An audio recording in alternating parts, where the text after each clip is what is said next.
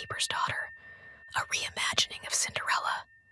In a quiet village nestled between rolling green hills and a deep misty forest, there stood a lighthouse at the edge of a great silver lake.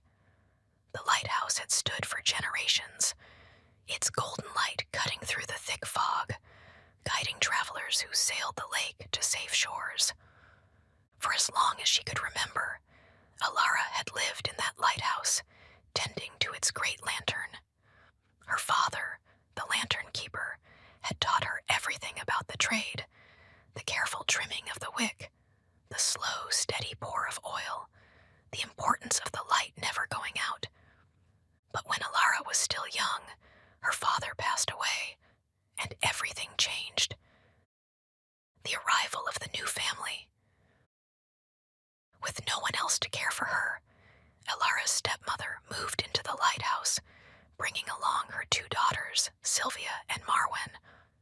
Though they smiled at first, their kindness soon faded. "You are just the daughter of a lantern keeper," her stepmother often reminded her. "It is only right that you continue his work." And so, while Sylvia and Marwen spent their days lounging in the village square, wrapped in silks and jewels, Alara stayed in the lighthouse, scrubbing the stone floors, hauling barrels of oil up the spiral staircase, and polishing the great glass lenses of the beacon. At night, she would sit alone on the balcony, gazing out over the silver lake, dreaming of a life beyond the lighthouse's lonely glow. A grand invitation. One morning, news spread through the village like wildfire. The king's son was returning. The young prince, having spent years traveling distant lands, was finally coming home. And to celebrate, there would be a grand festival lasting 3 nights, ending with a royal moonlight ball at the palace. The entire village was alight with excitement. Dresses were stitched, shoes polished, and perfumes made from wildflowers filled the air. Sylvia and Marwen were beside themselves with joy. "He is the most handsome prince in all the kingdoms," Marwen sighed, clasping her hands. "He is said to be searching for a bride," Sylvia added, her eyes gleaming. Alara, too, felt a spark of longing. She had never been to a ball. She had never seen the palace, never danced beneath golden chandeliers. But her stepmother laughed at the idea. "You, a girl who smells of oil and soot. What could a prince ever see in a lantern keeper's daughter?" Still, Alara held on to hope. The mysterious visitor. The night before the ball, as Alara sat alone on the lighthouse steps, a soft voice broke the quiet. "Alara!" She turned, startled. Standing before her was a woman cloaked in silver mist, her hair as pale as moonlight, her eyes shining like stars on a clear night. "Who are you?" Alara whispered. The woman smiled. "A friend and a keeper of light, just as you are." In her hand, she held a lantern unlike any Alara had ever seen. Its glass shimmered with hues of blue and gold, and inside, instead of flame, a soft glow danced like trapped stardust. "Alara," the woman continued, "you have tended to the light of others for so long. It is time for you to shine." She raised her lantern, and a warmth spread through Alara's chest. She looked down and gasped. Her clothes had changed. No longer was she dressed in soot-streaked linen, but in a gown that rippled like water under moonlight. Her boots had become delicate slippers that shimmered like pearls, and in her hand she held a lantern just like the woman's, its light soft and comforting. "But how?" "There is no time for questions," the woman said with a wink. "The palace awaits." The moonlight ball. Alara's heart pounded as she stepped through the grand palace gates. The ballroom was bathed in golden candlelight, its marble floors reflecting the glow.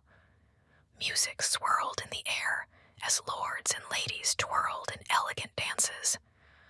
But none shone as brightly as Alara.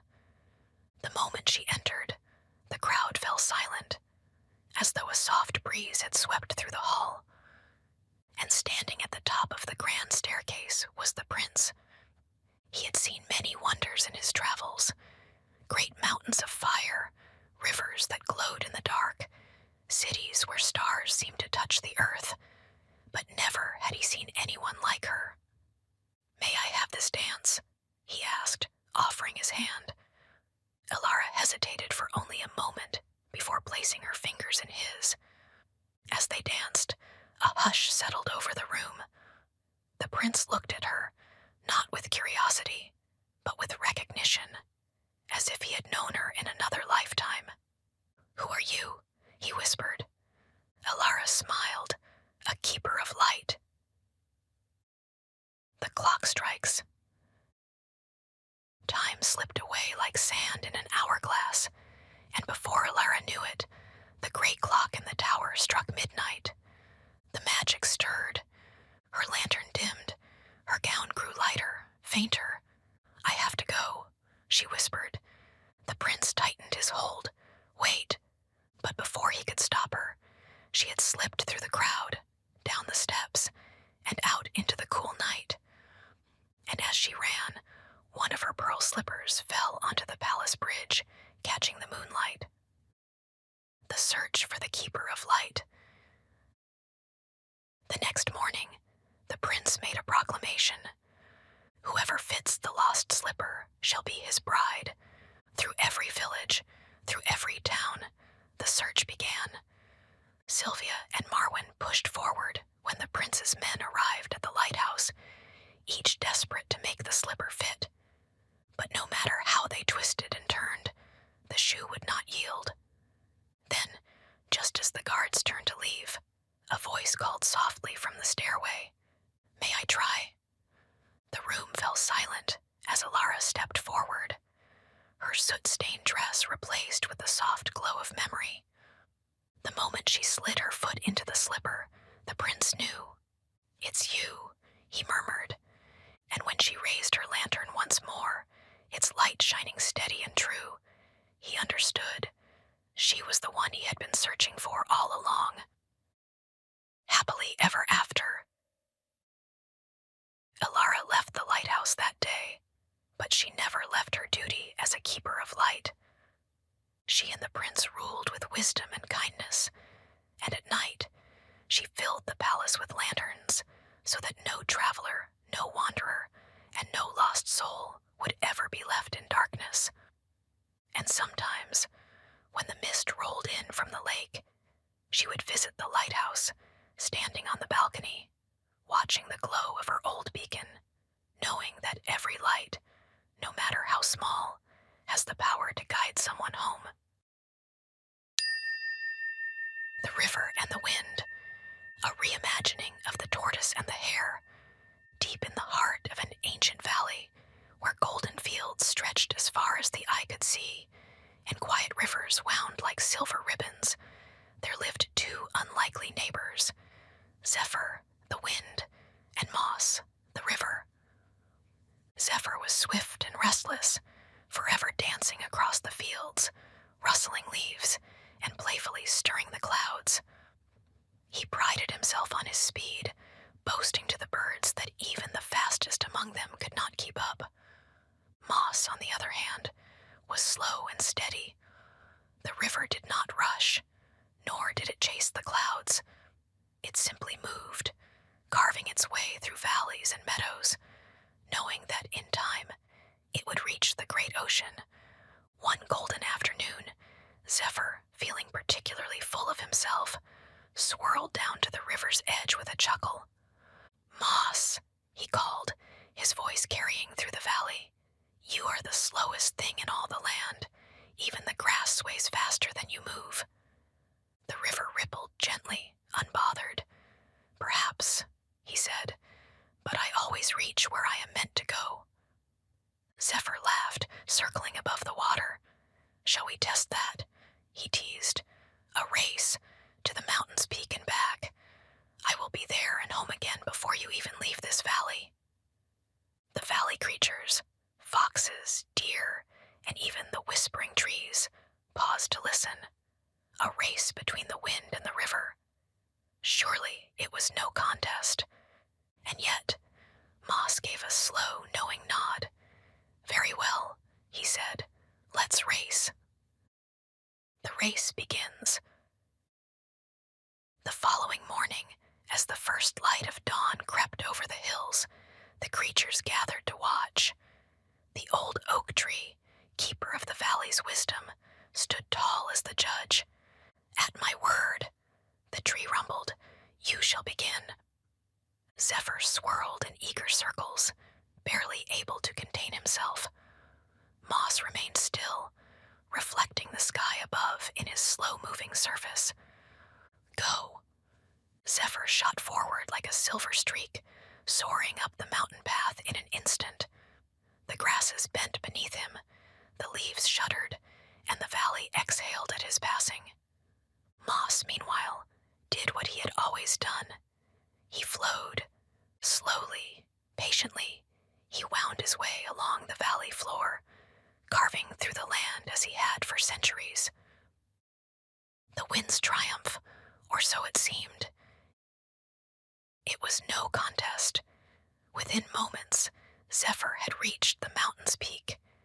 He circled high above, looking down at the valley below.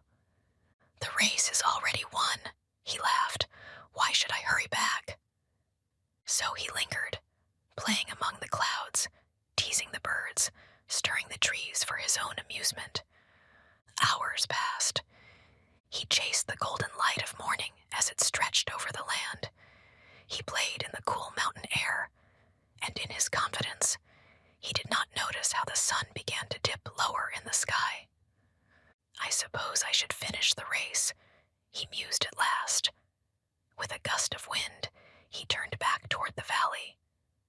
But as he swept downward, something made him pause. Moss, the slow-moving river, had not stopped. Without rush, without hesitation, the water had continued on. It had wound its way up hidden streams and crevices, cutting through stone, making its path without fear or doubt. And now, as the last light of day kissed the valley, Moss had already returned to the old oak tree. The creatures gasped. Zephyr froze. He had lost. The lesson in the current. The old oak, wise as the earth itself, looked upon Zephyr with kind eyes. Speed may carry you far, wind, but swiftness alone does not win the journey. The river does not rush, but it never ceases. Moss rippled in quiet understanding, while Zephyr, humbled, lowered himself to the valley floor. From that day forward, the wind still raced and danced, but he never again mocked the steady flow of the river. And when travelers passed through the valley, they often noticed how the wind whispered softly over the water, as though, at last, it had learned to listen. The Ballad of the Emerald Outlaw, a retelling of Robin Hood. 1. The Shadow of Sherwood. Long ago, when England's forests were vast and wild, there was a man whose name was spoken in whispers, half in fear and half in awe. He was called Robin Hood, a rogue, an outlaw, a man of the forest who defied the cruel lords and gave hope to those with nothing. But he had not always been a fugitive. Once, Robin of Locksley had been a nobleman, raised among the fine halls of Nottinghamshire. He had trained with a bow from a young age, his skill unmatched by any man in the kingdom. His laughter was bright, his heart generous, and his future seemed certain. But then came the war. King Richard, the Lionheart, had left for the Crusades, and with him went many of England's strongest men, including Robin himself. For years, he fought on foreign sands, wielding his sword in the name of honor. Yet while he was gone, England changed. The Sheriff of Nottingham, a man as ruthless as he was greedy, had seized power. With the king away, the sheriff and his allies taxed the people beyond reason, filling their coffers while the villagers starved. And when Robin returned at last, weary from war, he found his home burned to the ground and his lands taken. He was no longer Robin of Locksley. He was an outlaw, and so he disappeared into Sherwood Forest, where the trees stood like sentinels and the rivers ran silver in the moonlight. It was there, beneath the ancient oaks, that Robin Hood was born. The second gathering of the merry men. For many weeks, Robin walked alone through the whispering trees, his bow slung over his shoulder, his heart heavy with anger. He saw how the villages suffered, how farmers could barely feed their children, while the sheriff's men grew fat off their misery. And so, one night, as the stars gleamed overhead, Robin made a vow. He would steal from the rich and give to the poor. But even the greatest outlaw cannot fight alone. It was not long before others came to Sherwood, drawn by the legend of the man who defied the sheriff. They were wanderers, fugitives, men and women cast out by a cruel world. And among them were names that would soon become legends themselves. There was Little John, a giant of a man with a strength to match his kindness. There was Will Scarlet, quick-tempered and clever, as skilled with a sword as Robin was with a bow. There was Friar Tuck, a jovial priest who loved his ale as much as he loved justice. And among them, hidden in the shadows of the trees, was Maid Marian, as fierce as she was wise. Together, they became the Merry Men, but their laughter was not without purpose. They trained in secret, learning the sheriff's patrol routes, watching the movements of the noble lords who traveled through Sherwood, and when the time came, they struck. The third, the gold of the sheriff. It began with the merchants. Caravans laden with gold and silk passed through the forest, guarded by the sheriff's soldiers. But Robin and his band moved like ghosts between the trees, their arrows swift and true. The first time they struck, the merchants barely saw them coming. A wagon bound for Nottingham came rolling through the woods, its wheels creaking under the weight of golden coins. Robin, perched on a branch high above, raised his bow. "Hold," he called, his voice light as if greeting an old friend. "Your gold does not belong to you today." The guards leaped to their feet, but before a sword could be drawn, Robin's arrows found their marks, not in flesh, but in the hilts of their weapons, pinning them to the wood. Little John stepped forward, his towering form enough to make even the bravest soldier hesitate. Will Scarlet grinned, twirling a dagger between his fingers, and Friar Tuck simply chuckled. "We'll be taking this now," Robin said, stepping into the torchlight. "And don't worry, it will be put to better use." And with that, the gold vanished into the forest, redistributed among the villages, tucked into the doorways of the poor, filling empty bellies with warm bread. The fourth, the sheriff's wrath. Word spread like wildfire. The sheriff of Nottingham was furious. "This outlaw makes a fool of me," he snarled, pacing the stone halls of his great castle. "Stealing from my coffers, making a mockery of my men. I want Robin Hood captured. I want his head on a pike." He sent his soldiers marching through the villages, searching every tavern, questioning every merchant. But the people of Nottinghamshire had seen too much suffering. And so, when the soldiers came, the villagers simply shrugged. Robin Hood, never heard of him. But the sheriff was cunning. He knew that Robin could not resist a challenge, and so he devised a trap. The archery tournament. A proclamation went out. A grand tournament would be held in Nottingham, the finest archers in the land invited to compete. And the prize, a golden arrow presented by the sheriff himself. Robin knew it was a trap, but he could not resist. Disguised in a simple cloak, he entered the tournament, his bow slung across his back. One by one, the competitors fell, their arrows straying from the mark, until only two remained, Robin Hood and the sheriff's own champion. A hush fell over the crowd. The target was set far in the distance, a golden ribbon tied to the center. The champion loosed his arrow. It flew true, striking just shy of the mark. A murmur ran through the crowd. Then Robin stepped forward. He raised his bow, his fingers steady on the string. He let the arrow fly. It split through the champion's shaft, landing dead center.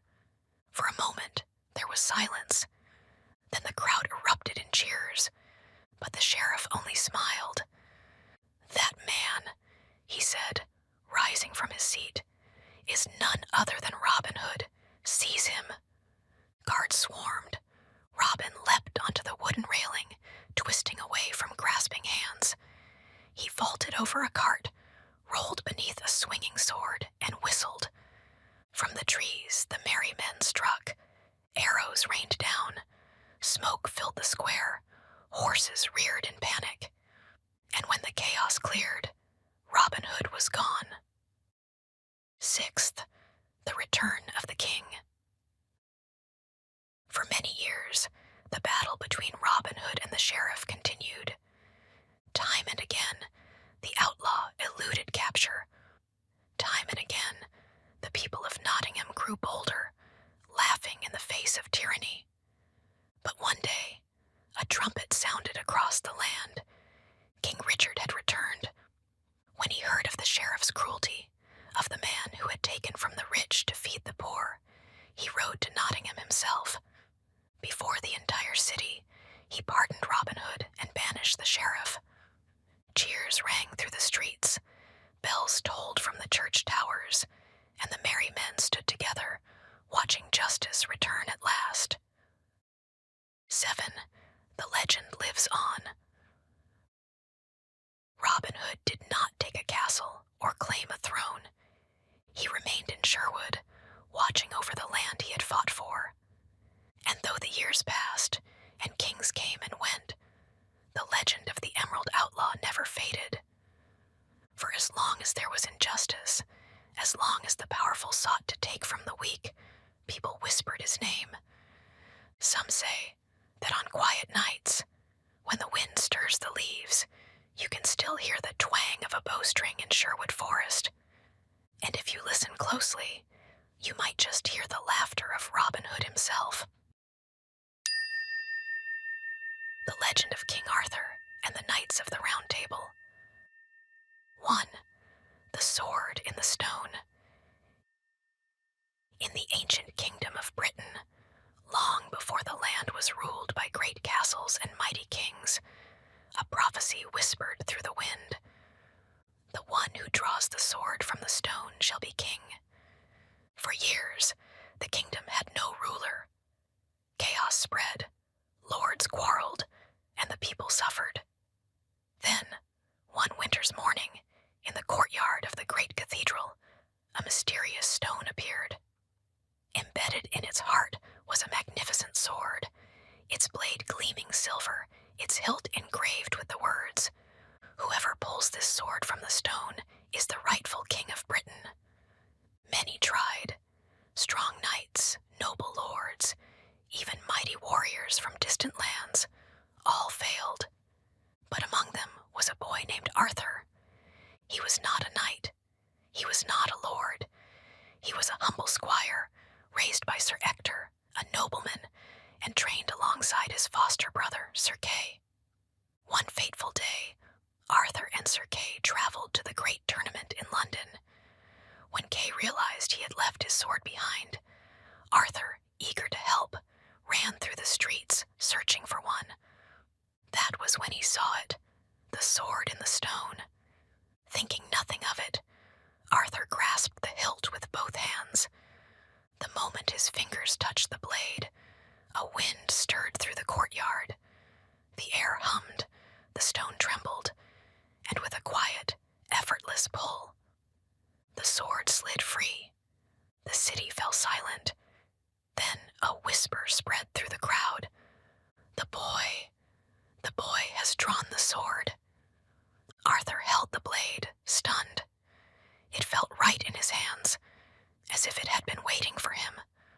The great wizard Merlin, who had been watching from the shadows, stepped forward. His long robes whispered against the stone as he placed a hand on Arthur's shoulder. "Arthur Pendragon," Merlin said, his voice like the rustling of ancient leaves, "you are the true king of Britain." The rise of Camelot. Though many doubted him at first, Arthur proved to be a just and noble king. Under Merlin's guidance, he united the warring lords, restoring peace to the land. He built a kingdom unlike any before it, a realm of fairness and honor, where all were equal in the eyes of the law. At its heart stood Camelot, a great castle of golden spires and marble halls, its banners rippling in the wind. And within it, Arthur created something no king had ever done before: a round table. Third, the Knights of the Round Table. In the days of old, kings sat upon high thrones, their lords beneath them. But Arthur believed in a different way. "No one man is greater than another," he declared. "We shall sit as equals." And so, he gathered the bravest and most noble warriors in the land, the Knights of the Round Table. Among them were Sir Lancelot, the greatest swordsman in all of Britain; Sir Gawain, known for his courage and unshakable honor; Sir Percival, the pure-hearted knight; and Sir Galahad, said to be destined for a holy quest. Together, they swore an oath to protect the weak, to fight for justice, and to seek the greater good. And for many years, Camelot flourished. But shadows always linger where there is light. The fourth, the Witch of the North. Far to the north, beyond the mountains, there lived a woman who despised Arthur's rule. Her name was Morgana, a powerful sorceress. She was once a noblewoman of the court, but jealousy twisted her heart. She hated that Arthur had become king. She despised Merlin's wisdom, and so she swore to destroy Camelot. One winter's night, under a sky without stars, Morgana stole into the heart of Camelot, unseen. She crept into the great hall where Excalibur, Arthur's mighty sword, lay resting. With whispered spells, she enchanted a servant, Sir Mordred, Arthur's own nephew, filling his mind with poison.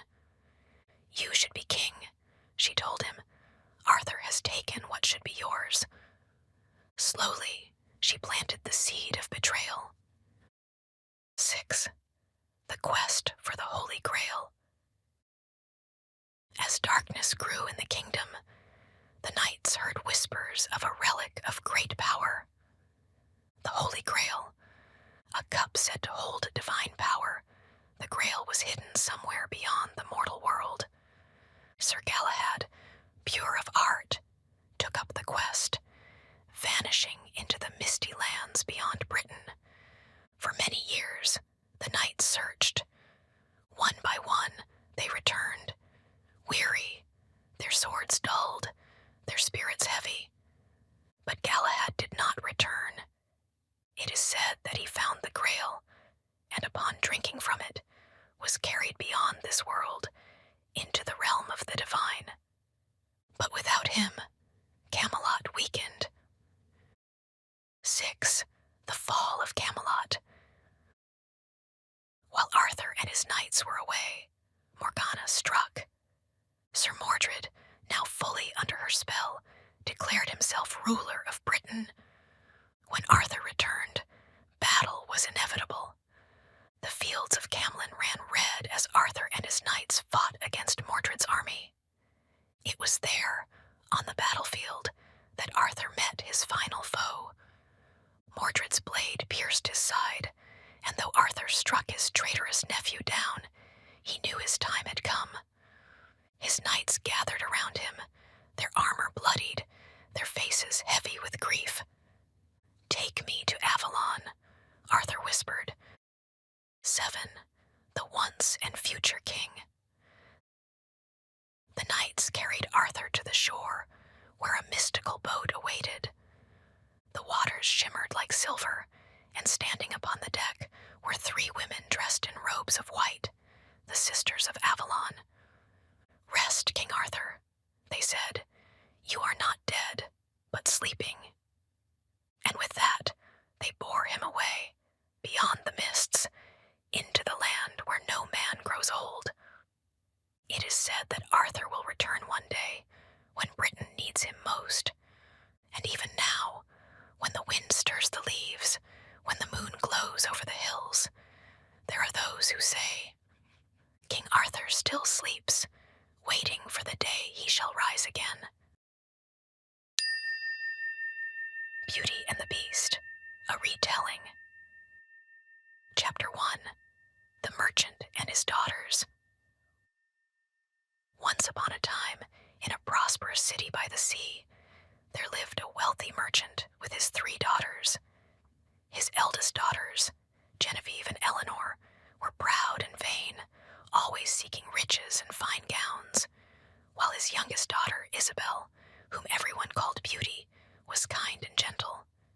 She had no interest in jewels or lavish feasts. Instead, she loved to read and care for the less fortunate. The merchant adored all his daughters, but secretly favored Beauty for her kindness and wisdom. He had built his fortune through honest trade, traveling far and wide, but fortune was fickle. One stormy night, as his ships sailed back from distant lands, a tempest rose, swallowing the merchant's fleet and leaving him in ruin. The family was forced to leave their grand house and move to a small country cottage. While Genevieve and Eleanor lamented their misfortune, Beauty adapted quickly, tending to their modest home, growing vegetables, and finding joy in simple things. One day, the merchant received word that one of his ships had survived. Hoping to regain their fortune, he prepared to journey back to the city. Before departing, he asked his daughters what gifts they wished for upon his return.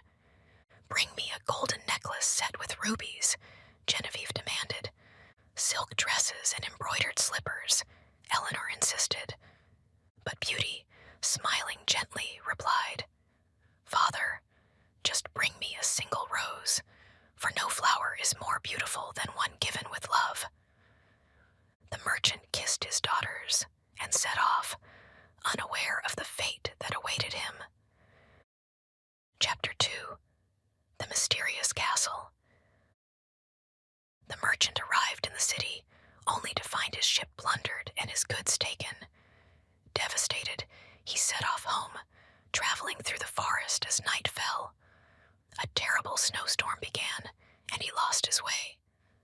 Just as he was about to collapse from exhaustion, he spotted a grand castle in the distance.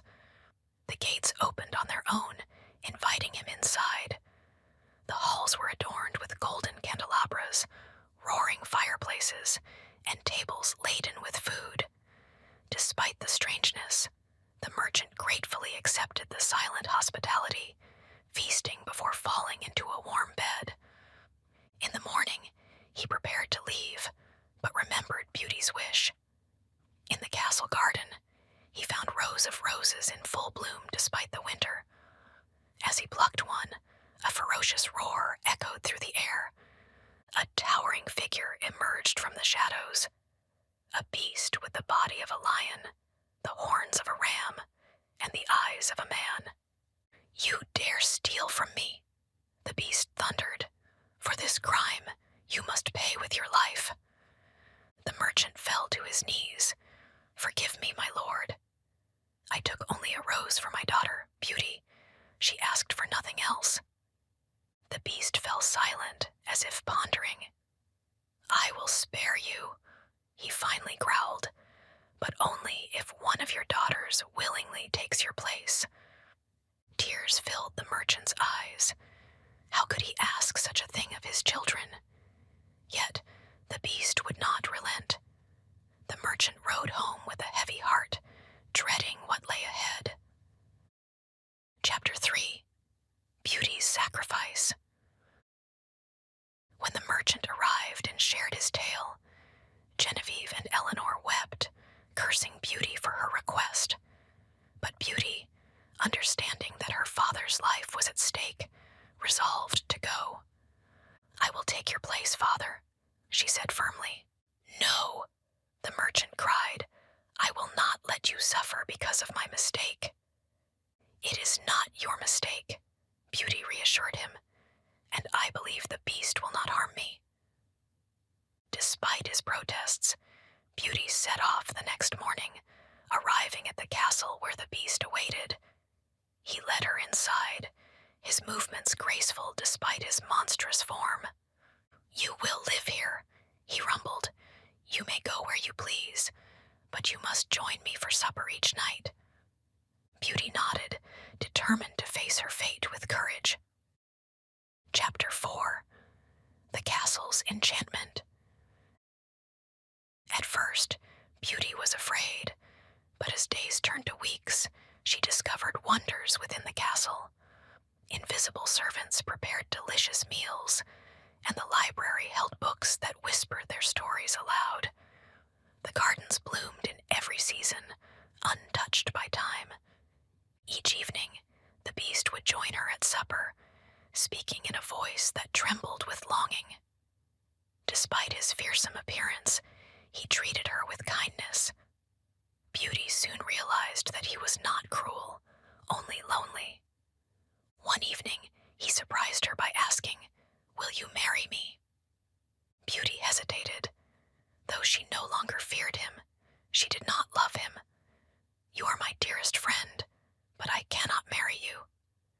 The beast bowed his head. "I understand." Chapter 5. A Promise Broken. One day, Beauty saw in the magic mirror that her father was gravely ill.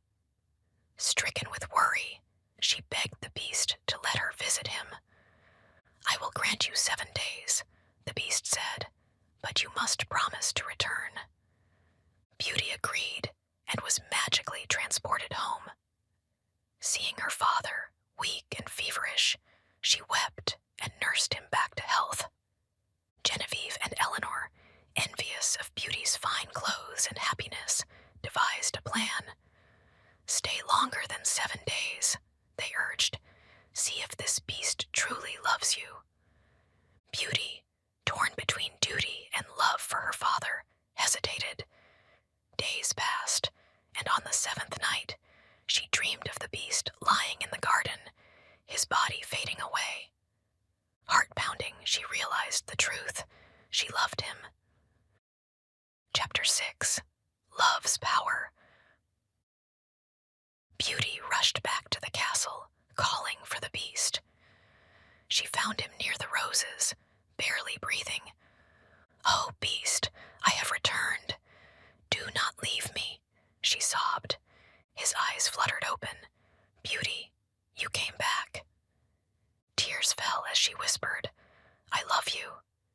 I will marry you if you will have me." At her words, golden light surrounded him. The air shimmered, and before her stood not a beast, but a man, a handsome prince. "Beauty, you have broken the spell," he said, wonder in his voice. "An enchantress cursed me long ago, but your love has set me free." Beauty gasped, realizing the depth of her own heart. The castle's enchantments lifted, and the once invisible servants emerged, cheering. Chapter 7. Happily Ever After. Beauty and the prince were wed in a joyous ceremony. The merchant and even her jealous sisters attended, though they were humbled by Beauty's kindness and fate. The kingdom rejoiced, for their prince had returned, not through power or battle, but through the courage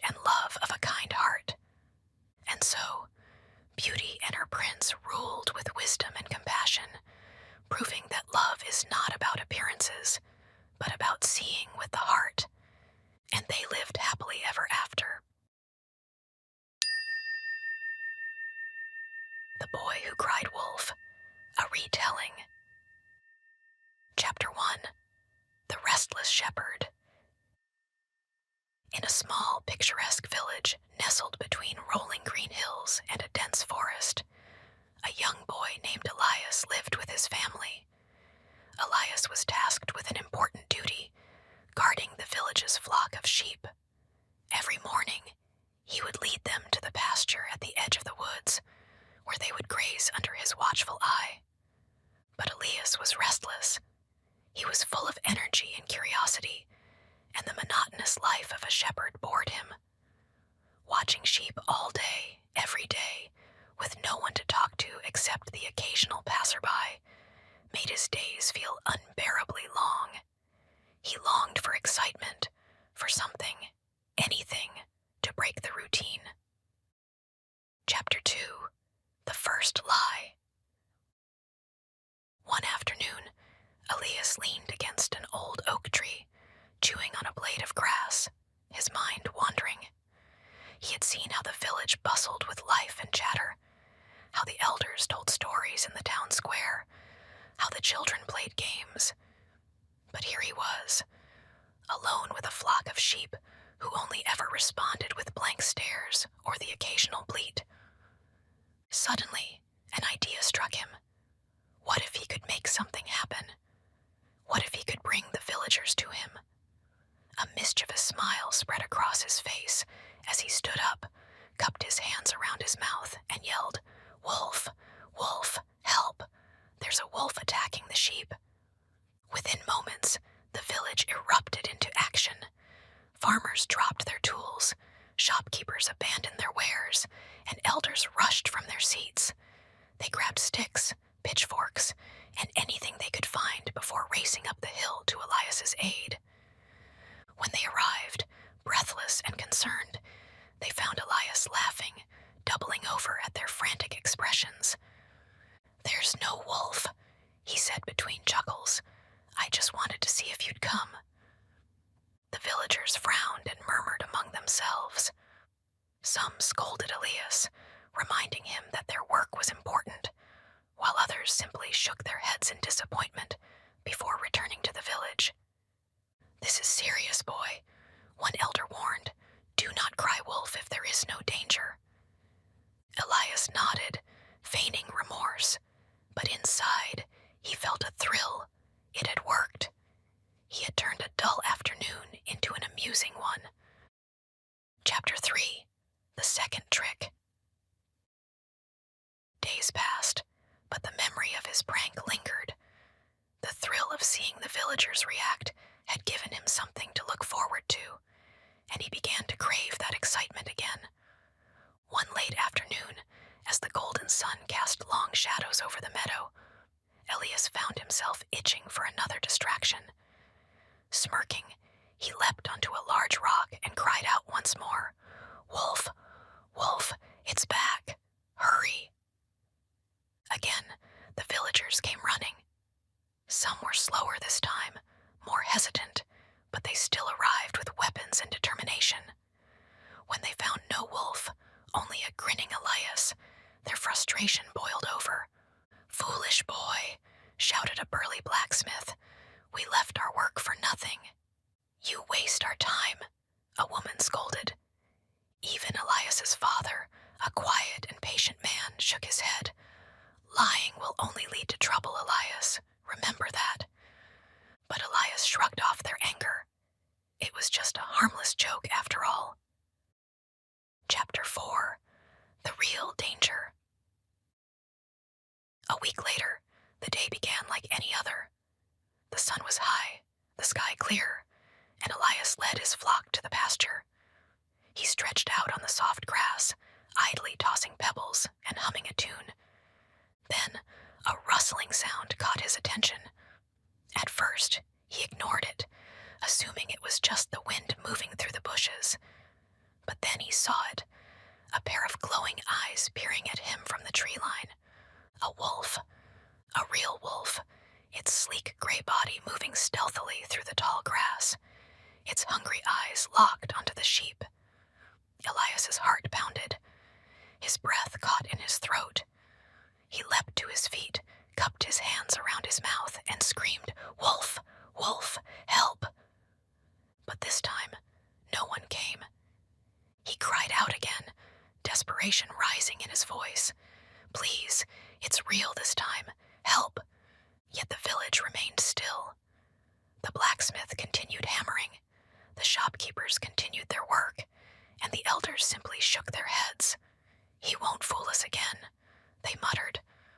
Panic set in. The wolf crept closer, baring its teeth.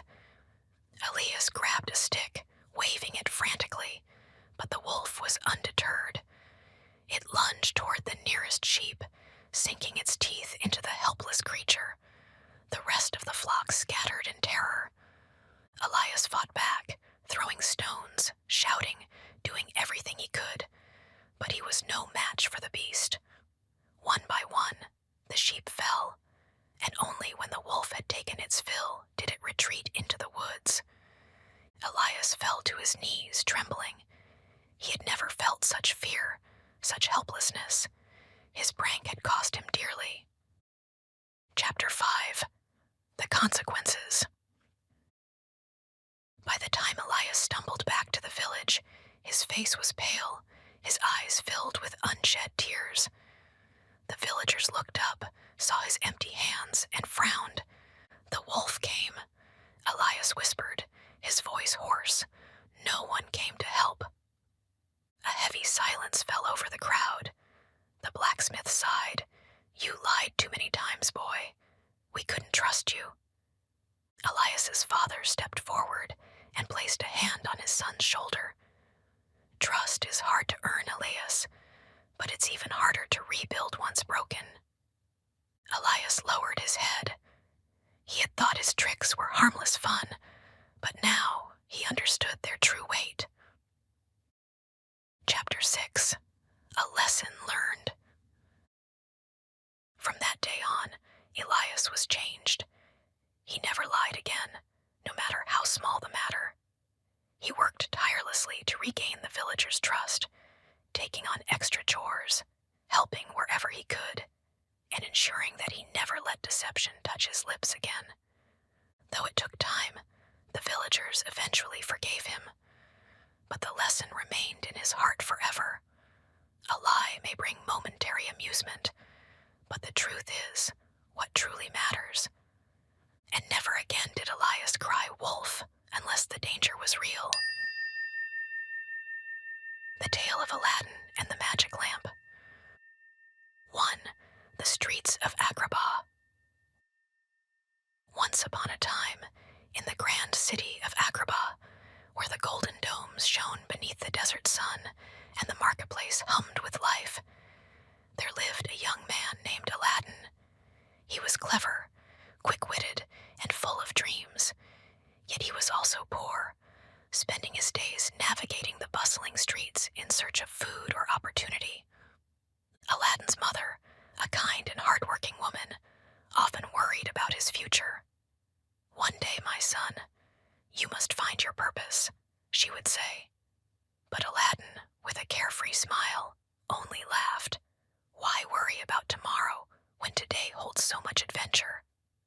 One day, as Aladdin wandered through the market, dodging merchants and avoiding palace guards, he was approached by a tall, mysterious man cloaked in dark robes.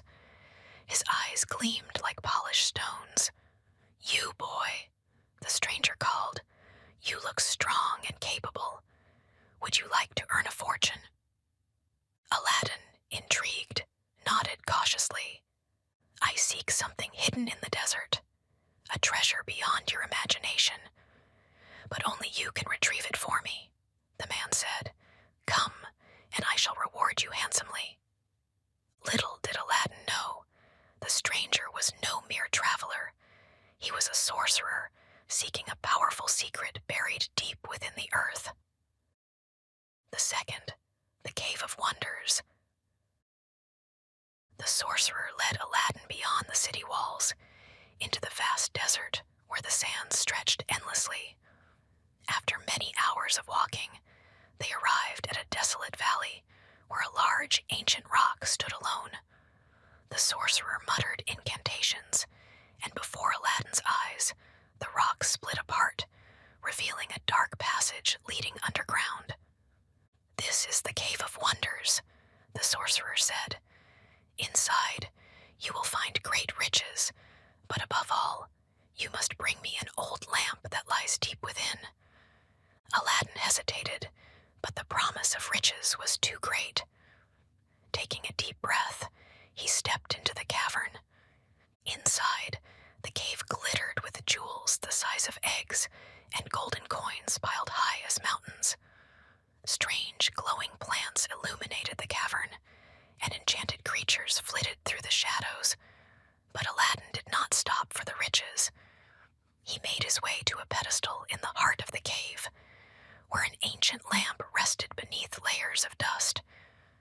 As soon as he grasped it, the ground trembled. The cave walls groaned as though they were alive. "The cave is collapsing," Aladdin shouted, rushing back toward the entrance. "Give me the lamp first," the sorcerer demanded, reaching out. But Aladdin, sensing treachery, hesitated. Seeing the boy's defiance, the sorcerer snarled and struck the ground. The cave entrance sealed shut, trapping Aladdin inside. The genie's arrival. Aladdin sat in the darkness, despair creeping over him. As he turned the lamp in his hands, wiping dust from its surface, a brilliant light exploded before him. A towering figure, wreathed in swirling smoke, appeared, his voice booming like rolling thunder. "I am the genie of the lamp," the figure declared, bowing deeply. "You have freed me, and so I shall grant you 3 wishes." Aladdin, astounded, could barely speak. But as reality set in, he quickly formulated his first wish. "Take me home," he said. In an instant, the cave vanished, and Aladdin found himself standing in his mother's small home, the lamp still clutched in his hands. As the days passed, Aladdin pondered his next wish. He had always dreamed of a life beyond poverty, of living in the grand palace that loomed over Agrabah.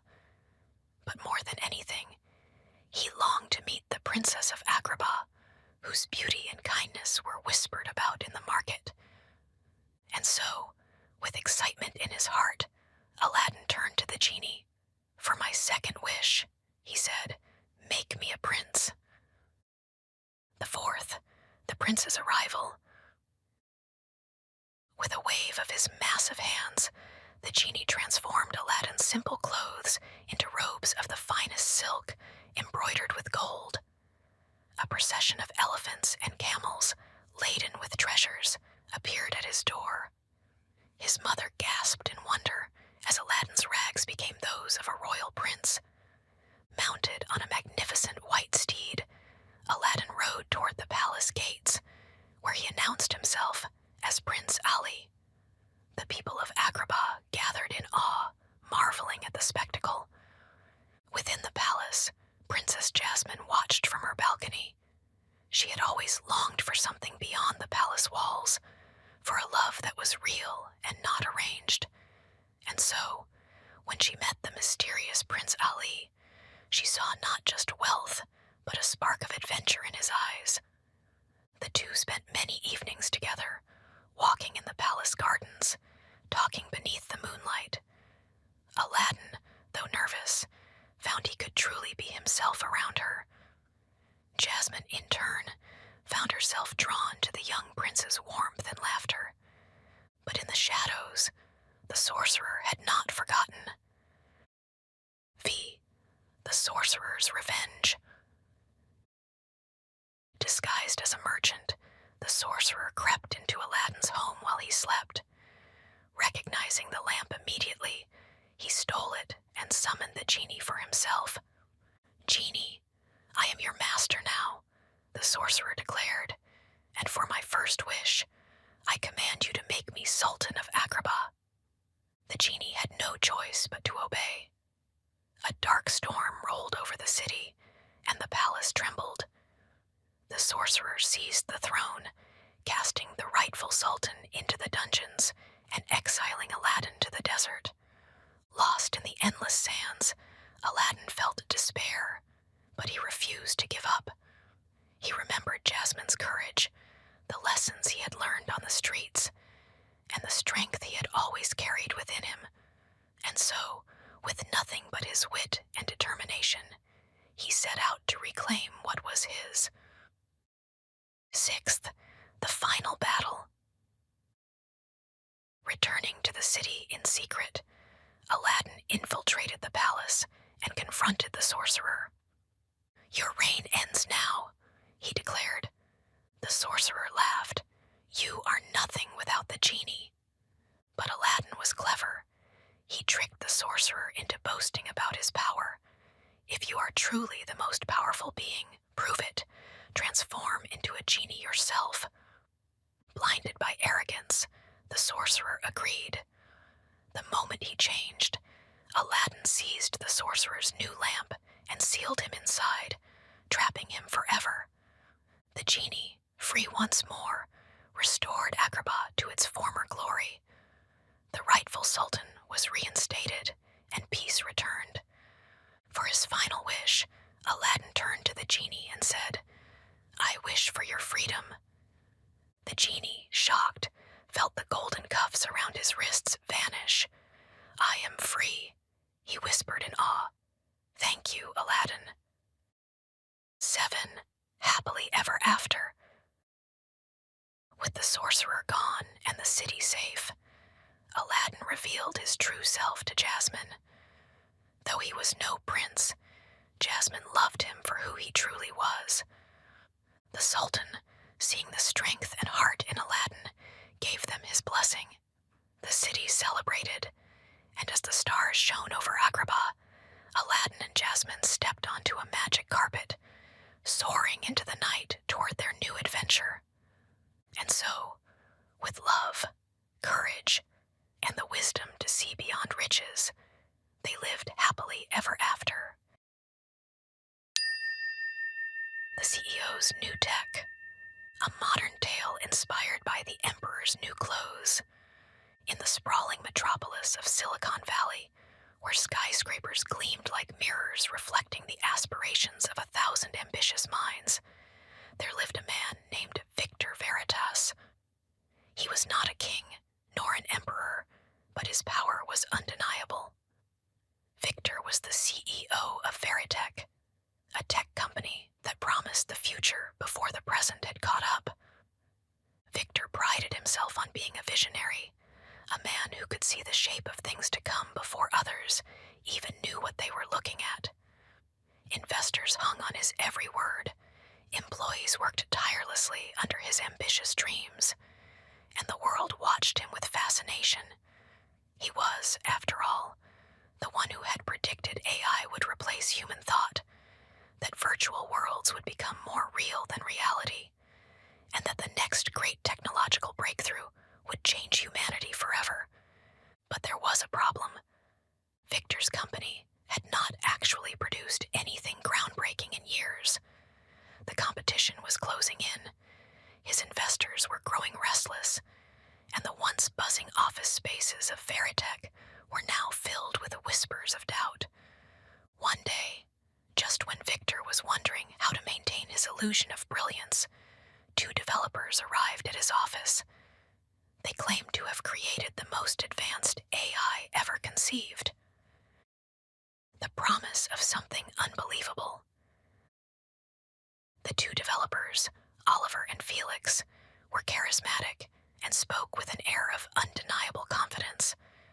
They told Victor that their AI, called Omniscience, was beyond anything humanity had ever seen. "It is so advanced," Oliver said, adjusting his wire-rimmed glasses, "that only the most intelligent and forward-thinking minds will be able to perceive its brilliance." Felix nodded. "This is the future of technology, but only the most visionary will understand it. Lesser minds will see nothing at all, because their thinking is outdated." Victor's ego swelled at their words. He had built his entire persona on being the most forward-thinking leader in tech. How could he admit that he didn't understand something so revolutionary? "I must see it," Victor declared. The two developers nodded solemnly. "We will prepare a demonstration," they said, "but it requires a massive investment, for its technology is unlike anything ever made." Without hesitation, Victor poured millions into the project. Employees at Veritech whispered about the mysterious AI, but no one ever saw a single line of code. The demonstration. Weeks passed. Victor's board members were growing nervous. The public was eager to see the promised breakthrough. Investors demanded results. And so, Oliver and Felix set up an elaborate demonstration. In a grand auditorium filled with tech journalists, investors, and industry leaders, they prepared to unveil omniscience. A sleek black server stood on the stage, humming softly. "Ladies and gentlemen," Oliver said, "you are about to witness the most intelligent system ever created. It can predict, analyze, and innovate beyond human capabilities. But remember, only the most forward-thinking minds will truly grasp what they see today." Felix pressed a button on a keyboard. The large screen behind them flickered with symbols and data streams. It looked sophisticated. It looked impenetrable. Victor sat in the front row, his breath shallow.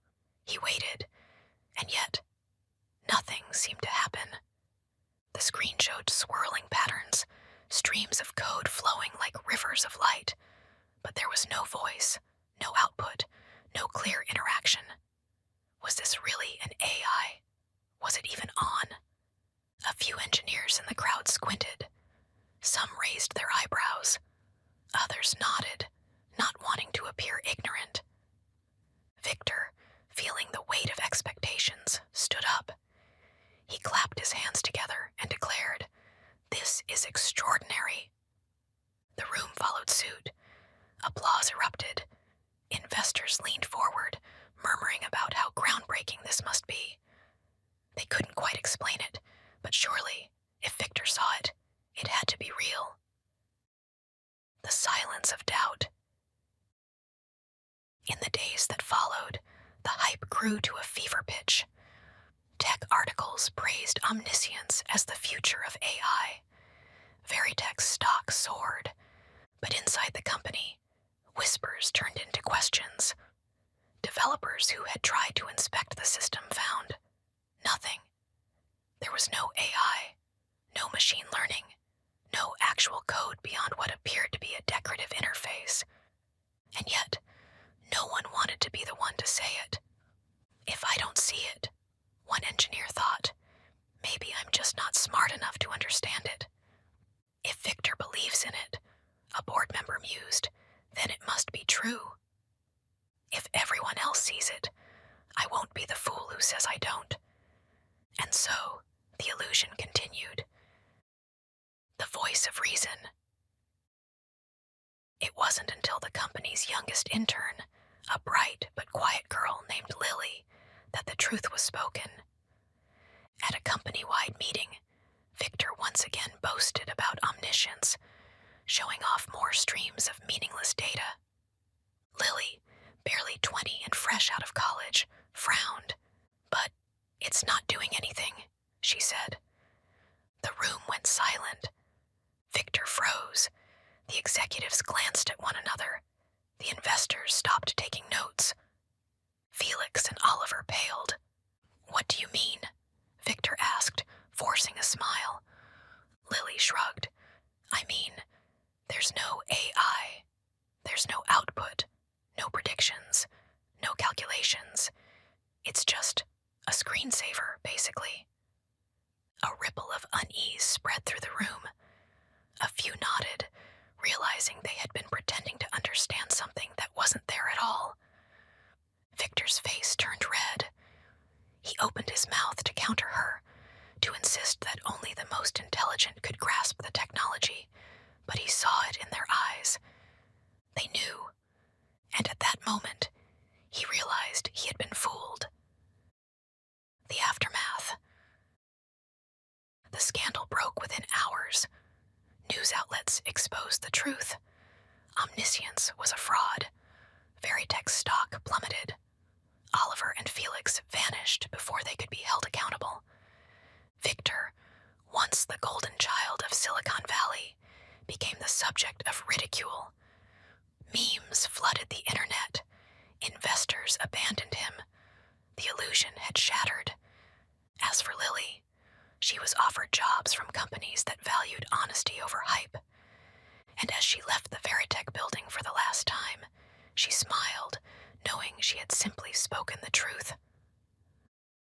The moral of the story. Sometimes, the illusion of intelligence is more powerful than intelligence itself, until someone brave enough speaks up. And in a world driven by hype, it is always wise to ask, is this real? Or am I just afraid to admit I don't see it?